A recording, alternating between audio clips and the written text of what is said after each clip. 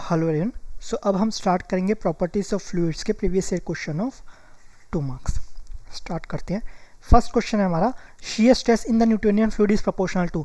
Newtonian fluid क्या होता है? जो आपका Newton's law of viscosity follow करे। न्यूटन्स लॉ ऑफ विस्कोसिटी क्या बोलता है कि shear stress is directly proportional to D U by D Y हो। तो आपका शियर स्ट्रेस किसके प्रोपोर्शनल है? आपका वेलोसिटी ग्रेडियंट के। ठीक है, इसको चाहे वेलोसिटी ग्रेडियंट बोल दो या आपका टाइम रेट ऑफ डिफॉर्मेशन बोलो या एंगुलर डिफॉर्मेशन बोलो। तो ये हो गया आपका प्रेशर स्ट्रेन किसके proportional? Pressure strain, strain rate आपका इनवर्स ऑफ विस्कोसिटी। तो ये आपका है स्ट्रेन रेट। ठीक है, तो C is the correct answer. Okay, next question. Next है आपका, a liquid of density rho and dynamic viscosity you follows flows steadily down an inclined plane in a thin sheet of constant thickness T. Neglecting air friction, the shear stress at the bottom surface due to the liquid flow is where theta is the angle and plane makes where theta is the angle the plane makes with the horizontal. तो एक आपका horizontal plane है, ठीक है, sorry एक आपका incline plane है, वो हॉरिजॉन्टल से थीटा एंगल बना रहा है। अब इसमें क्या है? अब इसमें आपका liquid sheet of density flow steadily down a incline plane. आपका लिक्विड शीट फ्लो कर रहा है, कितने थिकनेस का? टी थिकनेस का आपका फ्लो कर रहा है। ठीक है, ये डाउनवर्ड फ्लो कर रहा है। आपको पूछा गया है कि इसमें शियर स्ट्रेस बॉटम में कितना लग रहा होगा अगर हम एयर फ्रिक्शन को हटा दें। यहाँ से एयर फ्रिक्शन भी होगा ना, तो इसको हम हटा देते हैं, तो कितना आपका शियर स्ट्रेस होगा? तो शियर स्ट्रेस क्या होता है आपका? Force upon area. कितना फोर्स लग रहा है? इसका फोर्स को कौन बैलेंस कर रहा होगा?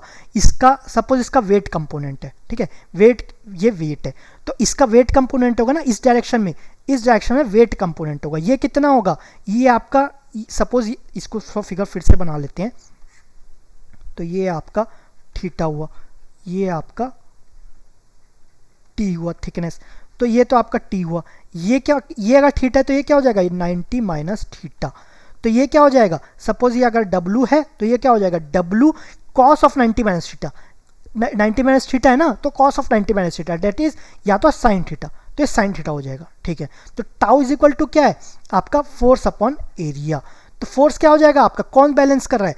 शियर स्ट्रेस किसके कारण होगा? किसको आपको रजिस्ट करेगा? W साइन थीटा को रजिस्ट करेगा, तो W sign theta by area. ठीक है, अब W क्या होगा? W हो जाएगा आपका ठीक है, W small w is equal to W upon volume.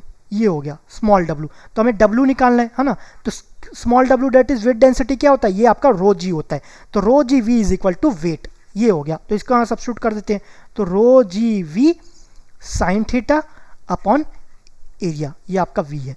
Volume को और क्या लिख सकते हैं? Rho g volume into volume is equal to area into thickness, तो a into t sine theta by area. ये हो गया, तो एरिया कैंसल, तो शियर स्ट्रेस क्या हो जाएगा?